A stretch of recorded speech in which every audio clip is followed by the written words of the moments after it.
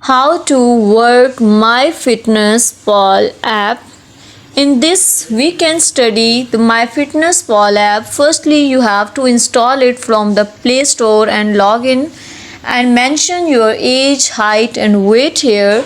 In this way, you can see different options at the bottom: dashboard, diary here, news feed, plans, and the more options. You can see the dashboards will display your calories, your exercises on the daily basis. In diary, you can add your breakfast, lunch, and meals, as well as exercises and workouts. Here you can get the different plans of meal plans, nutrition plans, workout plans, and here you can change your recipes. You can make your own recipes by clicking different options which are present in the more. In this way, you can add it different by going to the profile in the MyFitnessPal app.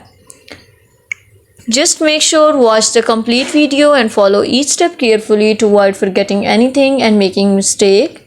Thank you so much. That was all. Just liking, subscribing to our channel for more valuable content in the future.